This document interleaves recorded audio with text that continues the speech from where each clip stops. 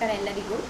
ನಾನು ದರ್ಶನ್ ಸರ್ ಅವರ ಬಗ್ಗೆ ಕೆಲವೊಂದುಗಳನ್ನು ಹಂಚ್ಕೊಳ್ಬೇಕಂತ ಮಾಡಿದ್ದೀನಿ. ಇದು ನನ್ನ ಮನದಾಳದ ಮಾತು. ಏನಂತಂದರೆ, ಒಂದು ಟೈಮಲ್ಲಿ ಅವ್ರ ಫಿಲ್ಮ್ಗಳನ್ನು ನೋಡ್ತಾ ಇದ್ವಿ, ನಾವು ಅವ್ರಿಗೆ ಫ್ಯಾನ್ ಅಂದ್ಕೊಳ್ತಾ ಹೋಗ್ತಾ ಇದ್ವಿ. ಆದರೆ ಅದು ಫ್ಯಾನ್ ಅನ್ನುವಂಥದ್ದು ಎಲ್ಲಿ ಹೊರಟೋಯ್ತು. ಯಾಕೆ ಹೇಳ್ತಾ ಇದ್ದೀನಿ ಅಂತಂದರೆ, ಅವರು ತಪ್ಪು ಮಾಡಿದಾರೋ ಇಲ್ವೋ ಅದು ನಮಗೆ ಗೊತ್ತಿಲ್ಲ. ಬಟ್ ನಾವು ಮುಂಚೆ ಅವ್ರಿಗೆ ಕೊಡ್ತಿದ್ವಲ್ಲ ಆ ಗೌರವ, ಆ ಪ್ರೀತಿ, ಆ ಅಭಿಮಾನ ಇವಾಗ ಎಲ್ಲಿ ಹೋಯ್ತು ನಮ್ಮ ಕಡೆಯಿಂದ. ಏನಕ್ಕೆ ಹೇಳ್ತೀನಿ ಅಂತಂದರೆ, ನಾವು ಯಾವಾಗಲೂ ವ್ಯಕ್ತಿಯ ವಿಷಯಗಳಲ್ಲಿ ಬರೀ ಒಳ್ಳೆಯದು ಅಂತ ನಮಗನ್ಸುತ್ತಲ್ಲ, ಆ ವಿಷಯದಲ್ಲಿ ಅವ್ರ ಜೊತೆ ಇರ್ತೀವಿ. ಒಂದು ಮಾತು ಒಬ್ಬರ ಬಗ್ಗೆ ಏನಾದರೂ ಅಪವಾದ ಬಂದರೆ ಮುಗೀತು, ಅವರು ಕೆಟ್ಟವರು, ಅವರು ಸರಿ ಇಲ್ಲ ಅಂತ ಹೇಳಿ ಅವರನ್ನು ದೂರ ಮಾಡಿಬಿಡ್ತೀವಿ.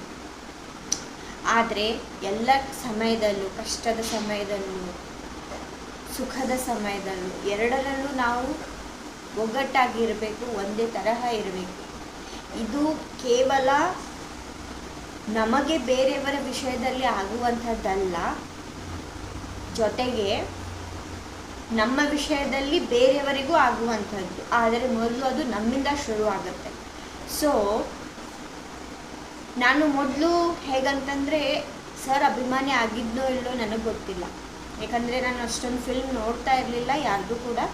ಬಟ್ ಏನಂತಂದರೆ, ನೋಡ್ತಾ ಇದ್ದೆ ಸ್ಟಾರ್ಟಿಂಗಲ್ಲಿ, ಸೊ ಅದು ಕೂಡ ಇದೆ. ಬಟ್ ಈ ಕೃತ್ಯ ಅಂದರೆ ಈ ಪ್ರಕರಣಗಳೆಲ್ಲ ಆದ ನಂತರ, ದರ್ಶನ್ ಸರ್ ಜೀವನದಲ್ಲಿ ಇದೆಲ್ಲ ಆದ ನಂತರ ನಾನು ಸ್ವಚ್ಛ ಮನಸ್ಸಿನಿಂದ ಅವ್ರ ಫ್ಯಾನ್ ಆಗಿದ್ದೀನಿ, ಅಭಿಮಾನಿಯಾಗಿದ್ದೀನಿ.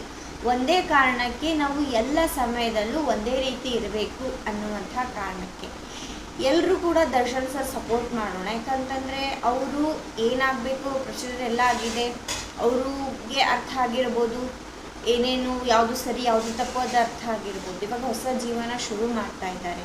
ಸೊ ಅವರಿಗೆಲ್ಲರಿಗೂ ಒಳ್ಳೇದು ಬಯಸೋಣ, ಎಲ್ಲರೂ ಜೊತೆಯಾಗಿರೋಣ, ಆಗಿದ್ದೆಲ್ಲವನ್ನು ಮರೆಯೋಣ, ಕೆಟ್ಟ ದಿನಗಳನ್ನು ಮರೆತು ಒಳ್ಳೆಯ ದಿನಗಳ ಬಗ್ಗೆ ಕನಸು ಕಾಣೋಣ, ಆಯಿತಾ? ಯಾವಾಗಲೂ ಅವರಿಗೆ ಸಪೋರ್ಟಾಗಿ ಇರೋಣ. ಅಷ್ಟೇ ನಾನು ಕೇಳ್ಕೊಳ್ತಾ ಇರೋದು. Thank you so much.